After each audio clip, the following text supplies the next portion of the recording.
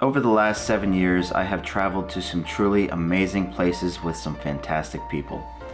From places like the Rocky Mountain Ranges to the Italian coastline of Cinque Terre, all of these trips to over 20 different countries and hundreds of cities have left me wondering why I didn't go to more of these places on my own. Don't get me wrong, I don't regret going to these places with all of my loved ones and friends and family. However, the things I experienced while going on solo trips have been mind-changing and very influential. So in this video, I want to share with you what you can expect from traveling on your own so that you don't regret not doing it more often like I do. How about we start with the freedom to choose while you solo travel? This ranges from where you want to go, restaurants you want to eat at, and the freedom to not have to worry about where someone else may want to go. I remember traveling to Berlin on my own for a weekend trip and being able to go from place to place on my own time, spending as much time as I wanted at different attractions. And this may sound a little selfish, but it was nice to be able to do all those things on my own time and not have to worry about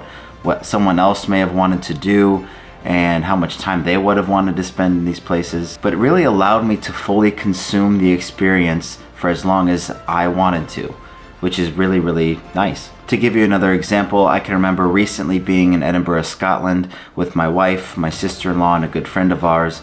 And we had recently just hiked up to Arthur's Seat for a sunrise hike. And when we got back down to the hostel, they wanted to take a nap and I did not want to take a nap. Now obviously this wasn't a solo trip, but I got to spend a few hours just doing what I wanted to do while they all took their nap. So I decided to take this time to walk around, visit a bunch of different places within Edinburgh at my own time and not have to feel like I was being a burden to the rest of my group. Now this just comes down to allowing myself to be the priority for just a few hours. And speaking of making yourself the priority, this goes hand in hand with self-growth and self-realization. You will realize quite quickly about the things that you really enjoy, what is going to stress you out, how you respond to those different stressors while you're on vacation, and how much your social skills can really improve while you're traveling solo. It is a truly mindful experience where you get to learn more and more about yourself. And in the contrary to how you can teach yourself even more about how you want to respond in those different situations. I can remember multiple instances myself where I was in a 4-hour train ride or just enjoying lunch or on a long flight where I could look introspectively about who I was and what are some things I didn't like about how I responded and how can I better myself for the next times that I'm experiencing those things. It can even be about really simple things like, say you're in Germany like I was and you've never had sauerkraut because it just seemed gross to you, but you're like, you know what, I'm in Germany, I'm gonna have sauerkraut and we're gonna see if I like it or not. Now again, that's small scale. It could be something like sauerkraut or it could be something like going skydiving, things that you've always wanted to do but you've been kind of scared of.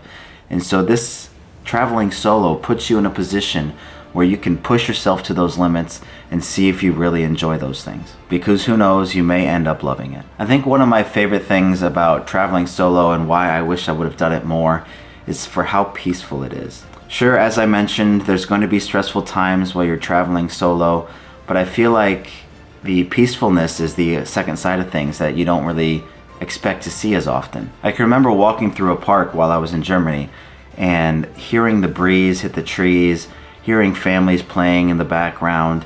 It was such an incredibly peaceful moment for me. I didn't feel rushed at any point. I could take all of this experience in, consume it all without feeling rushed to get to the next destination or without feeling like I was burdening someone else by wanting to spend more time at a certain area. Now naturally when you are traveling with others, there's going to be a few drama-filled moments, and so when you're by yourself, there isn't nearly as many, which is really nice. You can just take in all those peaceful moments on your own and not have to worry about hurting someone else's feelings that you're traveling with, or getting your feelings hurt by someone else that you're traveling with. Traveling solo also takes you far out of your comfort zone. Now this can be the case no matter if you're traveling solo or with a group, you're going to be out of your comfort zone. But this feeling of being out of your comfort zone is even more amplified when you're by yourself. And even more so when you're traveling to a place where maybe you don't know the language, or the cultures are far different than what you are experiencing when you're back home. You will be forced to likely have to communicate with people you've never met before and may even speak a different language than you. It is certainly scary at first, but after you decide to finally buckle up and communicate with these strangers, you can learn so much about yourself and about them. You will slowly feel your confidence start to build. And that confidence that you build up will be so helpful the next time that you need to ask for directions, how to properly use the public transportation, or even order pasta at a restaurant. I, along with many others, have experienced social anxiety at some point. And when you're traveling solo, those social anxieties are truly pushed to the limit. I remember multiple times being deathly afraid at public transportation areas to ask for help, so much to the point that my friends became very annoyed with me. And a lot of that came down, I just didn't want to be seen as an annoying American tourist. But as you step out of this comfort zone, your confidence with each moment is going to build slowly and surely. And the hope is that your social anxiety will slowly start to decrease along with that. And who knows, this may lead to you having multiple conversations with some really cool people from different cities and different countries. It's truly a liberating experience. Now, if you've gotten to this point of the video, you may be asking yourself at some point, Trevor, why don't you just go on more solo trips now? And the answer is I certainly could, but at the same time, those options are far more limited now than they used to be. And in all honesty, I'm okay with that. I'm sure the time will come up where I have to take a course or take a trip up to Minneapolis or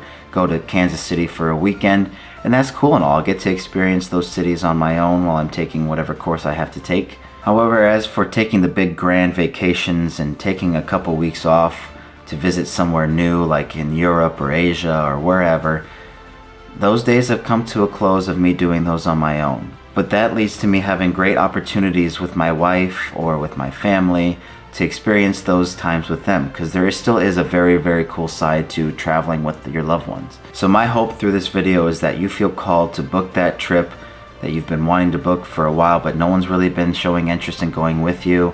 Obviously, of course, I hope you research the area to make sure it's safe for you. But if you've ever wanted to experience traveling alone, now's the time to do it. You'll grow, you'll learn, and you may never get to experience this moment again. So book the trip.